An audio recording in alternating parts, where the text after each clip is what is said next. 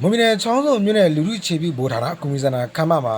မြို့နယ်ပြန်ကြားရေးနဲ့ပြည်သူ့ဆိုင်ဦးစီးဌာနနဲ့ BNN ဆိုင်ရာစီမံခန့်ခွဲမှုဦးစီးဌာနတို့ပူးပေါင်းပြီးတော့ဇွန်လ23ရက်နေ့ကမုန်တိုင်းဘေးအန္တရာယ်ဆိုင်ရာအသိပညာပေးတော်ရှိုးကိုကျင်းပခဲ့ပါတယ်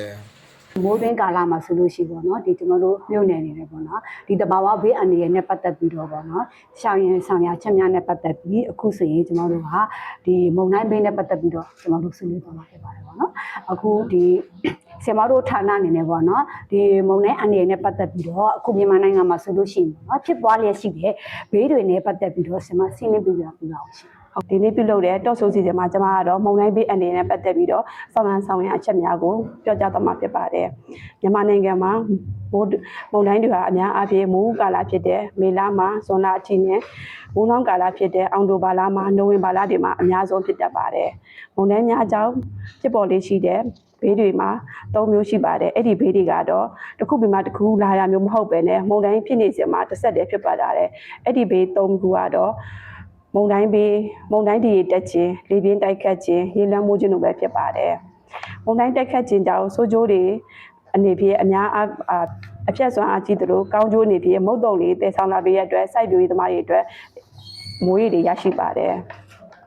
ကျမတို့နိုင်ငံအနေနဲ့မုန်တိုင်းဖြစ်ပွားရရှိတဲ့မိုးကာလဖြစ်တဲ့မေလမှာဇွန်လအထိနဲ့မိုးနှောင်းကာလဖြစ်တဲ့အောက်တိုဘာလမှာနိုဝင်ဘာလတွေမှာမုန်တိုင်းသတိပေးချက်တွေကိုစောင့်ကြည့်နားထောင်သင့်ပါတယ်မုန်တိုင်းအန္တရာယ်ကိုနားလည်သဘောပေါက်လက်စေရမုန်တိုင်းအယောင်သတ်မှတ်ချက်အနေနဲ့အယောင်9ယောင်သတ်မှတ်ထားပါတယ်အဲ့ဒီအယောင်တွေကတော့အဝါရောင်လေမော်ရောင်အနီရောင်အညိုရောင်နဲ့အစိမ်းရောင်တို့ဖြစ်ပါတယ်အဝါရောင်အဆင့်ဒီဘင်္ဂပင်လယ်အော်နဲ့ကပ္ပလီပင်လယ်ပြင်တို့တွင်မုန်တိုင်းစတင်နေပြီဖြစ်တဲ့အတွက်အဝါရောင်သတိပေးချက်ရတဲ့အခါမုန်တိုင်းသတင်းကိုမုန်တိုင်းသတင်းအခြေအနေကိုသတိထားနားဆွင့်ရပါမယ်လေမော်ရောင်အဆင့်ဒီမုန်တိုင်းဒီမြန်မာကမ်းရိုးတန်းသို့ဥတီလာတဲ့အခါမှာအလေမော်ရောင်အဆင့်ကိုထုတ်ပြန်ပြီးမုန်တိုင်းဤပြောင်းလဲမှုဖြစ်စဉ်ကိုအထူးသတိထားစောင့်ကြည့်ရပါမယ်အနီရောင်အဆင့်ဒီမုန်တိုင်းဒီမြန်မာကမ်းရိုးတန်းသို့ဆက်နိုင်အတွင်းဝင်ရောက်လာနိုင်တဲ့အခါအနီရောင်သတိပေးချက်ကိုထုတ်ပြန်ပြီးမုန်တိုင်းအန္တရာယ်ကြာရောက်တော့မှာဖြစ်ပါတယ်လုံခြုံစိတ်ချရသောနေရာသို့ပြောင်းရွှေ့နေရယူပါအနီရောင်စင်းဒီမုန်တိုင်းအန္တရာယ်ကြာရောက်ပြီးနောက်လုံခြုံစိတ်ချရတဲ့နေရာမှာဆက်လက်ခုလုံနေထိုင်ရန်လိုအပ်ပါတယ်အစိမ်းရောင်စင်းဒီမုန်တိုင်းအပြောပြက်သွားပြီးဖြစ်၍မိမိနေအိမ်သို့ပြက်နိုင်ပြီးဖြစ်ပါတယ်ဟုတ်ကဲ့ပါရှင်အဲ့ဒါဆိုရင်ပေါ့နော်ဒီမုံတိုင်းသတိပေးချက်ရရှိတဲ့အခါမှာပေါ့နော်ဘလို့ပုံစံမျိုးနဲ့ပေါ့နော်နေထိုင်သတိပြုရမယ်ဆိုတာနဲ့ပတ်သက်ပြီးတော့ဆရာမဆွေးနွေးပြပါအောင်ရှင်ဟုတ်ကဲ့ပါမုံတိုင်းသတိပေးချက်ရရှိတဲ့အခါမှာအောက်ပါချက်တွေကိုလိုက်နာရပါမယ်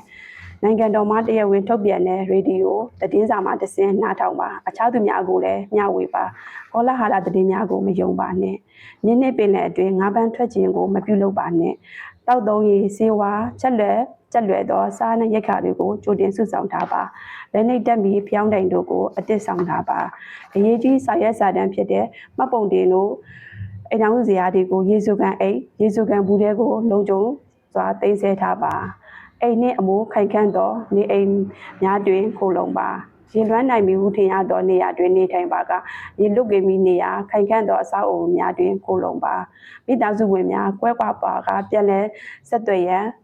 ဖုန်းနံပါတ်အမည်ရက်ကွက်ကြေးရွာဆက်သွယ်ရမည်သူစသည်တို့ကိုရေးသားပြီးမိသားစုဝင်တိုင်းကိုယူဆောင်ထားပါမိသားစုများကွဲကွာပါကပြန်လည်ဆုံတွေ့မိနေရာကိုကြိုတင်သတ်မှတ်ထားပါ